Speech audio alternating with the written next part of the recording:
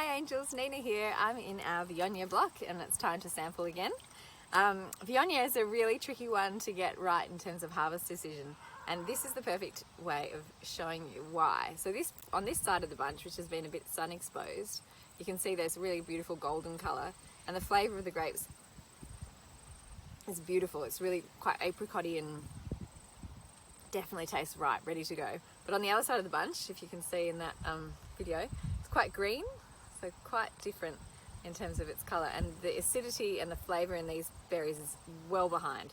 So even though we can go through and sample and test and see what it's at, there's actually a huge variation. So what we generally do is whole bunch samples. So instead of just taking individual berries and testing them, I've got a bucket here that I've squished up all these bunches, and I'll keep doing that to release all of the juice from inside.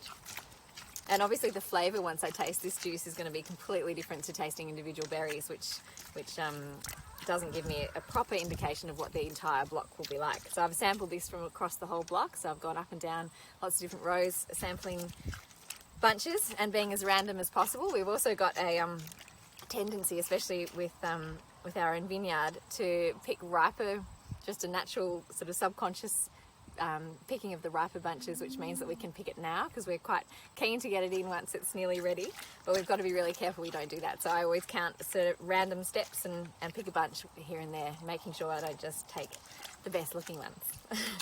So once I've done all that, squished it all up, the cows will enjoy this. You can hear them in the background. They'll get this bucket of scraps once I'm done. I tip it out. Whoop! Try not to tip the whole bucket over. Making sure I get all that juice into my bucket.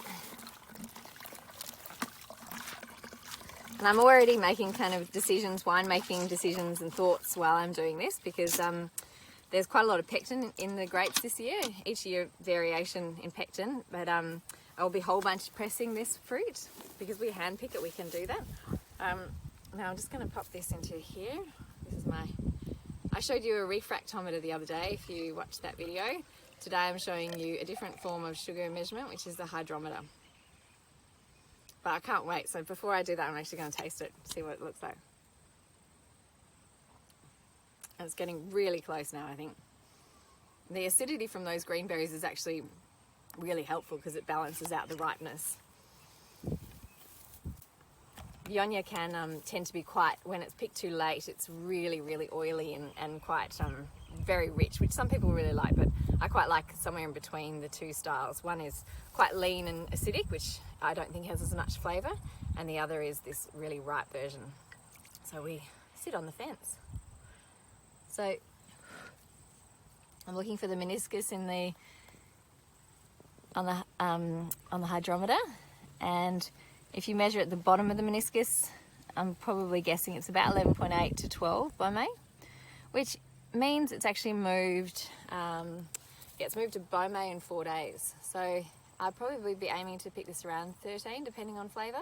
And because I'm actually really happy with the flavour now, and I like that natural acidity in the wine, looking like about Wednesday harvest. So John will be pleased because he doesn't have to scare the birds away for too much longer. And yeah, I can't wait to get this fruit into the winery in tip-top condition. We've had a perfect season for the last, oh, there goes the gun in the background. That's just the gas gun.